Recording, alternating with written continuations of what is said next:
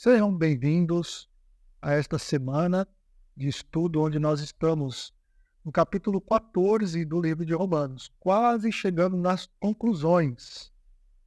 14 e 15 fecha o assunto e depois logo a gente chega na conclusão, né? Semana passada nós falamos no capítulo 14, versículos de 1 a 12, falando ali da liberdade cristã. Falamos ali um pouco sobre a questão dos fortes na fé, dos fracos na fé, né, sobre o juiz, que é o Senhor, e Cristo é o Senhor e não nós. Falamos também que quem vai julgar é Cristo e não nós, falando sobre essa questão da liberdade e tudo mais. E hoje vamos continuar a partir do versículo 13 e vamos aí nos assuntos até o capítulo 15, versículo 13, ainda falando dentro deste tema de liberdade cristã e tudo mais. E Paulo depois no capítulo 15 ele entra ali falando um pouco de quem ele é, ou do seu ministério propriamente dito, podemos dizer assim. Então você pode deixar a sua Bíblia aberta no capítulo 14, versículos 13 em diante. Lembrando, logicamente, que embora nós tenhamos esta liberdade que nós estudamos nos versículos anteriores, essa liberdade, pessoal, não nos dá permissão, podemos dizer assim, para agir sem considerar os outros ou sem considerar aqueles que estão à nossa volta, conforme aqui respeito propriamente dito. Devemos ser especialmente atenciosos com aqueles irmãos que são, como o próprio texto chamou, fracos na fé. Ainda que eles não compreendam totalmente a sua posição em Cristo, e ainda que talvez você não compreenda totalmente a posição deles em Cristo, devemos ter a paciência e tratar com respeito e com atenção e não com desprezo. A nossa liberdade, ela deve ser exercida de maneira que não cause tropeço às outras pessoas. E tropeço às outras pessoas aqui é que não cause pecado a outras pessoas, podemos dizer assim. E este procedimento é um procedimento que imita Cristo. Cristo não buscou agradar a si mesmo, mas ele sempre buscou glorificar a Deus através de sua vida, de suas ações. Então, Paulo, neste trecho, a partir do capítulo 13, e nós vamos ler aí alguns versículos, aliás, a partir do versículo 13, né? Ele enfatiza esta importância de não causarmos tropeço ou escândalo para os irmãos que são mais fracos na fé. Ele começa com uma exortação geral. E a exortação geral que Paulo coloca no versículo 13 é muito clara e objetiva. Olha só, versículo 13. Vamos ver versículo 13 juntos? Cadê? Versículo 13. Olha aí. Portanto, deixemos de julgar uns aos outros. Esta é uma orientação clara e objetiva. Ou seja, não julguem mais os outros. Ou não julguem-se uns aos outros. Também. Em vez disso, nós devemos tomar cuidado de não sermos motivo de tropeço para aquelas pessoas, para os irmãos e as irmãs em Cristo. Paulo, ele trata aqui da responsabilidade que os cristãos fortes ou maduros, como o texto diz, né, os fortes ali, têm em relação aos fracos, aquele que nós vimos a semana passada, são chamados de fracos na fé.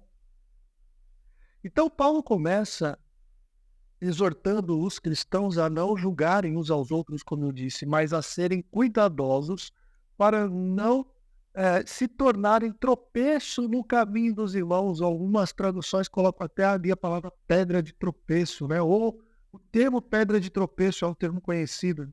Pedra de tropeço é aquela pedra que está no caminho que quando você tropeça, você cai. Isso é uma pedra de tropeço. Então, quando o texto fala sobre tropeço, aqui a ideia é, olha, que você não faça seu irmão cair.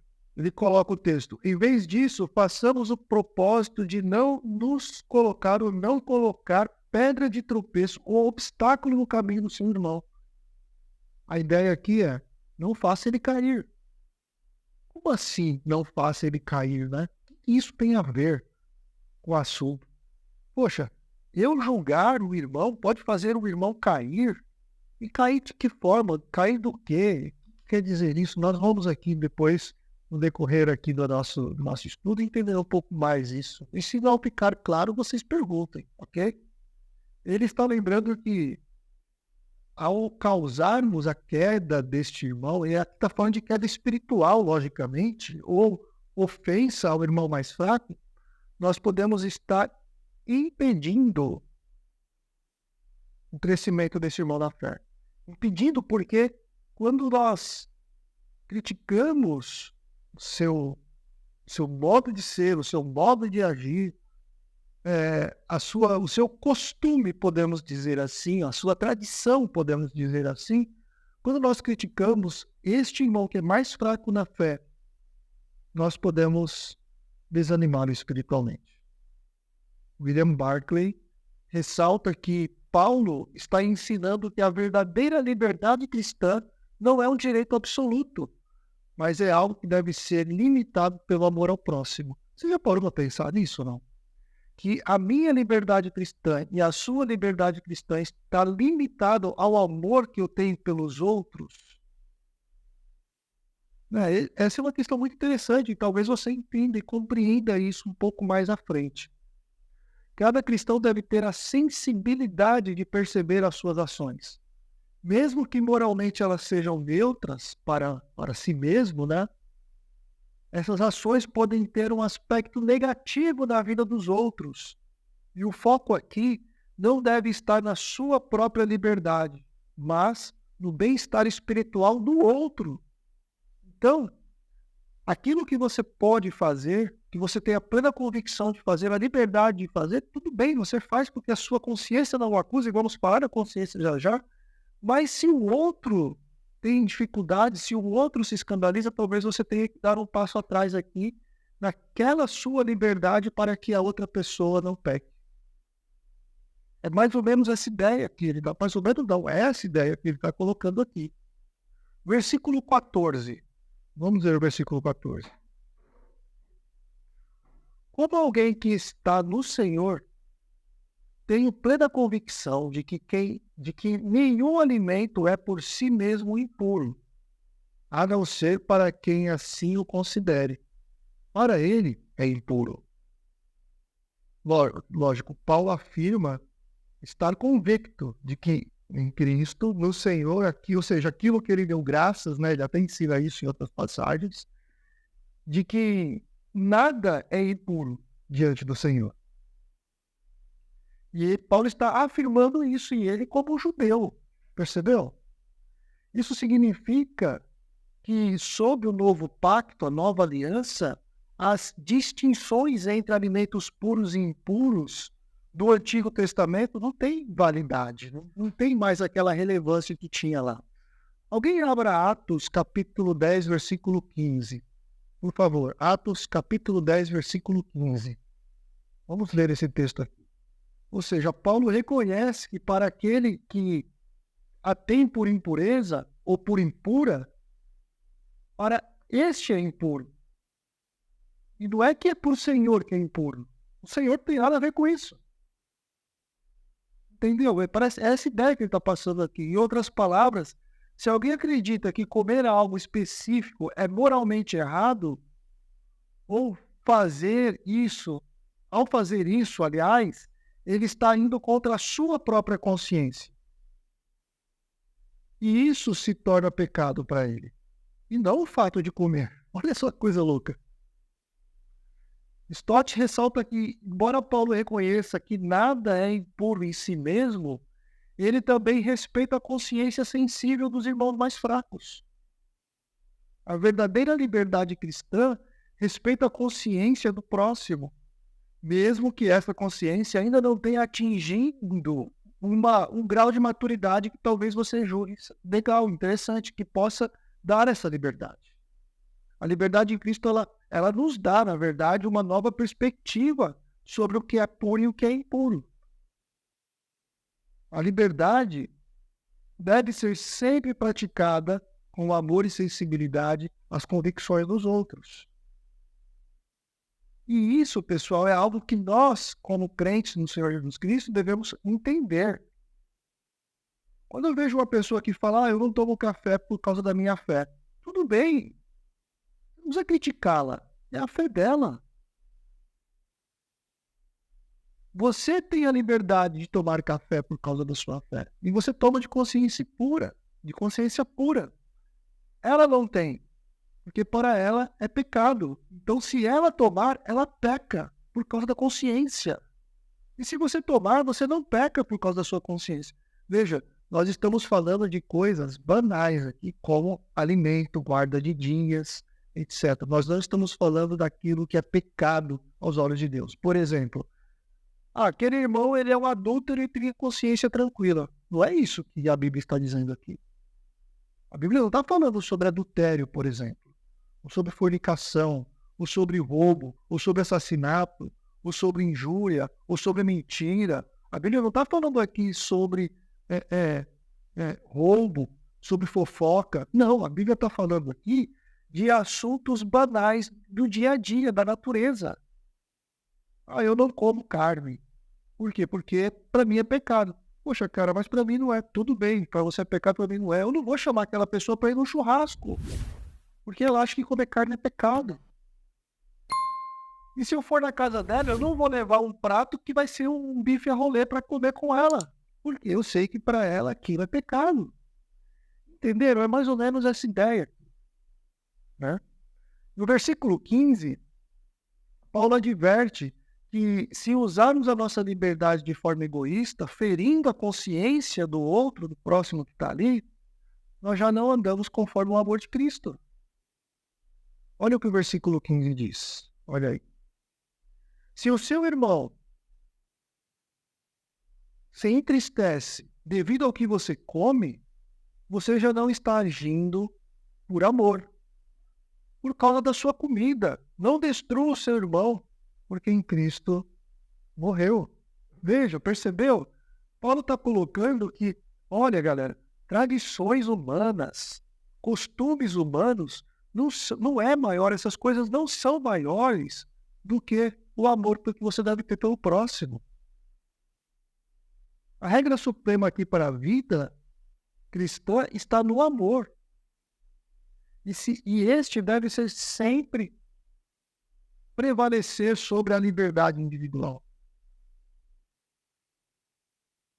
Paulo, ele vai mais longe aqui e ele adverte que ao insistir a viver a nossa liberdade, ao insistir em viver aquilo que você acha que é certo, em detrimento do que o seu irmão acha com relação àquela coisa insignificante que é comida, por exemplo, nós podemos estar destruindo, entre aspas aqui, aquele por quem Cristo morreu. Ou seja, podemos prejudicar seriamente a caminhada espiritual de alguém pelo fato de não considerarmos este alguém. A liberdade sem amor é uma liberdade pervertida, disse William Barclay, certa vez. O cristão maduro, ele deve estar sempre disposto a sacrificar os seus direitos pelo amor ao próximo. O amor ao irmão deve ser o guia principal de nossas ações. A liberdade em Cristo é valiosa, mas nunca deve ser usada para causar dano espiritual aos outros. E veja, a nossa liberdade não pode causar dano espiritual aos outros e muito menos escândalo para aqueles que não têm Cristo. Olha só que coisa louca. Eu vou dar um exemplo aqui, tá bom, gente? É ponto passivo e comum no Brasil de que crente não toma bebida alcoólica. Concorda ou não? Assim como que crente não fuma. Isso é uma coisa cultural aqui no Brasil, tá? Não só do Brasil, de outros países também. Mas existem países que crente toma bebida alcoólica. Existem países que crente fuma e tudo mais. Então, existe uma questão cultural aqui. E também. Então, mesmo que você tenha a liberdade de consumir álcool, você não deveria fazer por causa do escândalo aos gentios. Olha que coisa louca. Por amor a eles. Ou, mesmo que você tenha esta liberdade de consumir álcool, você não deveria consumir próximo, do lado ou junto de um irmão ou uma irmã na fé que é totalmente contra o consumo de álcool na fé. Vocês entenderam? Então, é extremamente importante que você tenha essa sensibilidade. É isso que Paulo está querendo mostrar aqui. Extremamente importante que a gente tenha esse feeling de que, cara, eu tenho a minha liberdade, eu posso fazer, eu posso comer, mas agora não convém, porque aquela pessoa vai se escandalizar. Eu vou fazer aquela pessoa pecar. Agora, as pessoas têm que ter muita sabedoria para não usarem ensinamentos como esse como cabresto de escravidão. Não sei se vocês compreenderam esse termo que eu coloquei aqui. Existem pessoas que pegam um texto, aquele texto que fala que nós não devemos escandalizar o irmão, e aí essa pessoa usa esse texto como cabresto para querer controlar a vida das pessoas. Ou seja, o rapaz usa o cabelo um pouco comprido. Não. Você está me escandalizando porque você está de cabelo comprido. Você não deve usar o cabelo comprido. Mas por quê? Porque é pecado? Não, eu estou entrando no mérito da questão aqui, tá, irmãos? É só um exemplo. Ah, não, é pecado, não é tal. Não, você está me escandalizando. É pecado porque você está me escandalizando. Isso não é correto.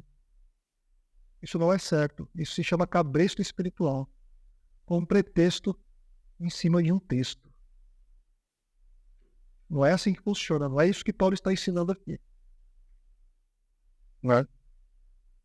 Versículo 17. Pois o reino de Deus não é comida e nem bebida, mas justiça, paz e alegria no Espírito Santo. Paulo nos lembra aqui no versículo 17 que esse reino de Deus não é sobre coisas externas, perceberam? O reino de Deus é muito maior do que coisas externas, como comida, bebida. Não, o reino de Deus está relacionado à justiça, paz e alegria no Espírito Santo. E essa justiça, paz e alegria no Espírito Santo deve fluir e refletir no meio do povo de Deus. O foco da vida cristã não é estar, não está em práticas exteriores. O foco na vida cristã não está em rituais. O foco na vida cristã está na edificação mútua e na promoção da paz e da alegria entre os crentes para que o evangelho prospere. E essa paz e alegria vem de um relacionamento genuíno com Deus. Não da observância de regras alimentares ou rituais, seja lá o que for. Quando a gente olha para o mundo cristão e até mesmo o mundo pseudo-cristão, você vai encontrar um monte de coisa. Um monte de coisa. E são práticas que as pessoas tentam externalizar para tentar mostrar algum tipo de virtude espiritual. Por engano. Por engano, é o que Paulo está mostrando aqui. As coisas externas são banais. Não tem valor. Para que isso? Tudo bem, a pessoa quer fazer, beleza. Se a consciência dela está pedindo aí, é isso, acabou. Stott enfatiza que o reino de Deus é espiritual e tem a ver com virtudes internas, não tem nada a ver com virtude externa.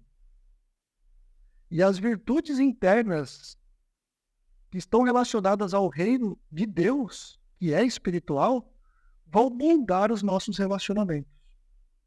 Se estamos focados em promover justiça, paz e amor, que são características do reino, nós estaremos agradando a Deus e edificando os nossos irmãos e irmãs em Cristo. Nosso foco como cristãos, e é o que Paulo está mostrando nesse trecho da carne, para aqueles irmãos de Roma, e você já deve se lembrar de todo o conteúdo que nós estudamos, agora nós estamos aqui no meio das partes práticas que Paulo está colocando. Ele está mostrando que o nosso foco como cristão deve ser sempre promover virtudes que fortaleçam a comunhão e a edificação dos outros, em vez de destruir através de nossas liberdades e preferências pessoais. Versículos 19 a 20. Vou ler aqui para vocês. Por isso, esforcemo-nos em promover tudo quanto conduz à paz e à edificação mútua. Não destrua a obra de Deus por causa da comida. Todo alimento é puro, mas é errado comer qualquer coisa que faça os outros tropeçarem. É melhor não comer carne, nem beber vinho, nem fazer qualquer outra coisa que leve o seu irmão a cair. Assim, seja qual for o seu modo de crer a respeito destas coisas, que isso permaneça entre você e Deus. Feliz é o homem que não se condena naquilo que aprova, mas aquele que tem dúvida é condenado se comer, porque não come com fé, e tudo o que não provém da fé é pecado. E aqui, né, lógico, ele arrebata o capítulo 14 aqui com chave de ouro, colocando os pingos nos is, podemos dizer assim. E ele chama os cristãos a seguir as coisas que servem para a paz e para a edificação, não confusão. Ele fala, pessoal, vocês aí da igreja, vivam e pensem nas coisas que servem, que são úteis para promover a paz, para promover a edificação. E edificação aqui é crescimento, tá, gente? Edificação é crescimento. Qual é o contraste do crescimento aqui, nesse texto que Paulo está colocando? É o tropeço. O tropeço faz você cair, quebrar. A edificação faz você crescer, ou faz aquilo crescer, o seu irmão, a sua igreja, crescer em si. A prioridade do cristão deve ser sempre a edificação uns para com os outros, e não a imposição de suas liberdades. Se você tem liberdade, viva com ela, com a consciência tranquila. Mas não tente impor a sua liberdade. Assim como aquele que ainda não tem tal maturidade para ter tal liberdade, também não tem que impor o seu modo de pensar ou a sua restrição àquele que tem liberdade. Ele alerta ainda que, embora todas as coisas sejam limpas ou puras, como diz o texto, não é bom fazer algo que cause tropeço do irmão. Como ele disse, né? Não destruas por causa da comida a obra de Deus. Versículo 20. O cristão forte deve estar disposto a renunciar à sua liberdade se isso resultar na edificação do próximo. Já pensou nisso? Em renunciar à sua liberdade em prol da edificação de alguém que está próximo a você? Pois é. O cristão deve sempre ser construtor, ou seja, aquele que edifica, e nunca destruidor. Nosso objetivo deve ser ajudar os irmãos a crescerem na fé, as pessoas a crescerem na fé, e não colocá-las em situações de conflitos de consciência. Como cristãos, devemos buscar sempre construir a fé dos irmãos e não destruir a fé de ninguém. Devemos estar prontos para sacrificar os nossos desejos, nossas liberdades, em prol do bem maior da unidade e do crescimento espiritual da comunidade da igreja que você vive. Ah, pessoal, eu vou falar uma coisa para você. Se os crentes contemporâneos, os crentes da igreja, soubessem esse ensino e vivessem essa realidade, não ia ter tanta confusão no meio do povo de Deus. Paulo conclui dizendo que aqueles que têm fé e estão convencidos de sua liberdade em Cristo devem manter suas convicções diante de Deus. Torno a dizer aqui, gente, o texto aqui não está falando de ações pecaminosas, como eu disse agora há pouco. Adultério, mentira, fofoca, roubo, engano, ganância e todas aquelas coisas lá, os frutos da carne e tudo mais. O texto aqui não está falando disso. Ok? Então não tente aplicar isso aqui a pecados. Não é isso. Se uma pessoa tem convicção de que algo é permitido e pode fazer isso sem ferir a consciência, ele é bem-aventurado. Este algo que eu estou dizendo aqui é dentro deste contexto, daquilo que não é pecado. Agora, veja só, olha o que Paulo colocou dentro deste contexto sobre o que é pecado dentro deste contexto. O pecado aqui que Paulo está colocando não é comer a comida que a pessoa acha que não deve ou comer para aquele que acha que deve. Aquele que come ou pratica algo contra a sua própria convicção está pecando. E aí ele coloca no versículo 23, né? Tudo o que não é de fé é pecado. Isso significa que qualquer coisa que é feita assim, a plena convicção de que é certa diante de Deus, é um ato de desobediência. O que Paulo está enfatizando aqui é a fé individual. E esta fé deve estar sempre em sintonia com a sua consciência. E o cristão deve agir com plena convicção de que suas ações são agradáveis a Deus. Veja, ações são agradáveis a Deus. E toda ação agradável a Deus são ações não pecaminosas. Ou seja, aquilo que não é pecado. E lógico, as ações agradáveis a Deus de acordo com a sua consciência, de acordo com que aquilo que você conhece de Deus, porque a sua consciência ela tem que estar moldada com os ensinos das Escrituras, você vai conseguir amar o próximo sem forçar os outros a fazer aquilo que você acha que é certo só porque a sua consciência não te acusa e você tem tal liberdade. Cada cristão deve respeitar a sua própria consciência e agir de acordo com as suas próprias convicções, sempre com cuidado para não ferir a fé dos outros irmãos. A liberdade verdadeira é aquela que é exercida diante de Deus com responsabilidade e amor ao próximo. Ora, isso é muito complexo. A liberdade cristã deve ser exercida com responsabilidade, sempre visando o bem-estar e edificação mútua, como eu disse anteriormente. Isso é liberdade cristã. Então, em Romanos, capítulo 14, principalmente ali dos versículos 4 a 12, a palavra do Senhor nos lembra de duas grandes verdades. Uma é que Cristo é nosso Senhor. E a outra grande verdade nesse trecho de 4 a 12, que nós vimos a semana passada, é que Cristo é nosso juiz. E como cristão, a nossa principal responsabilidade é para com Ele, o nosso Senhor e o nosso juiz. E não para com as opiniões ou julgamentos dos outros. O que eu quero dizer aqui é que a nossa vida, de acordo com os ensinos que vimos no capítulo, nos versículos 4 a 12, é que a nossa vida deve ser para agradar a Deus e não agradar o sistema ou as pessoas que estão à nossa volta. A questão de convicções pessoais, com que comer, ou quais dias observar, ou o que beber, ou o que não beber, essas coisas são secundárias à nossa lealdade com Cristo e ao propósito de glorificar a Deus. Quando vivermos a nossa liberdade, devemos sempre ter em mente que a nossa liberdade não significa ausência de responsabilidade, mas submissão voluntária e total ao senhorio do Senhor Jesus.